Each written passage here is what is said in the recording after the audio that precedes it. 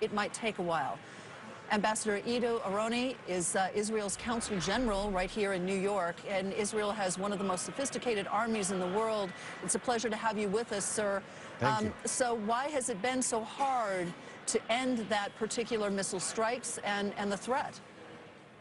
Two reasons. The first is Hamas went underground. They created a network, as you stated correctly, of 1,000 tunnels. Some of them are 1 mile long. Some of them penetrate under Israeli territory. Squads of terrorists pop out of those tunnels trying to attack innocent Israeli civilians.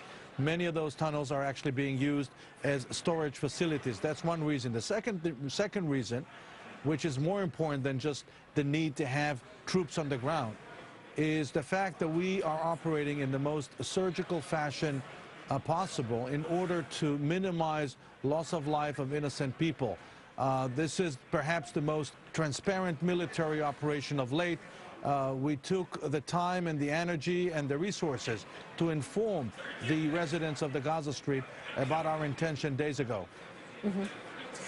Let me turn you to another aspect of this particular conflict, and that is the financial aspect. There are those who have put pen to paper and basically said that one of the reasons that this conflict is going on is that Hamas's finances have been cut off, and as a result of that, they can't finance themselves, and so they're trying to draw attention to their particular situation by launching these attacks. Is that a viable explanation or not? Well, you know, in the Middle East, we have lots of conspiracy theories. I don't know the answer to your question. All I can say is this: Hamas entered this whole situation, imposed on us this escalation, perhaps out of weakness. They lost the support of Syria. They lost the attention of Iran, that is now busy with the international community. They lost their ideological twins in Egypt, the Islamic Brotherhood, and the Palestinian Authority has started to distance itself from them after they abducted and murdered brutally 3 innocent Israelis. So maybe the salary issue has something to do with it. I don't know, but I can tell you one thing for sure. Hamas hasn't changed its core ideology, which calls for the destruction of the state of Israel. Hamas is not about building a viable economy in Gaza. So what should the world do to address, if there is the financial aspect of it, what should the world do, and how long?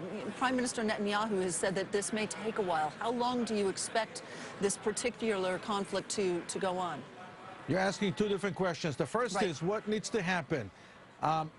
Mahmoud Abbas, who's the leader of the Palestinian Authority, who's getting a lot of credit for advocating nonviolence, including from my own Prime Minister Benjamin Netanyahu, he has to break the pact that he formed with Hamas. He can't speak the language of peace on one hand and then on the other form a political alliance with a terrorist organization recognized as such by the entire international community. The second thing, the other question about what can be done on the money issue. If indeed this is the case, what you described, we would expect the Palestinian Authority to use this as leverage against Hamas. At the end of the day, Hamas is viewing the Palestinian National Movement as their enemy, no less than Israel. Sir, Tyler Matheson here. Last night, your ambassador to Washington told our John Harwood that with respect to the images of killed children on a beach, that his view was that Hamas was cheering that. Do you agree with that?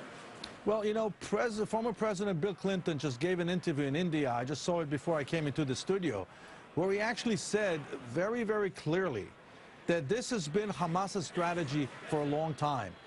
They are perpetuating the suffering of their own people, as horrible as it sounds.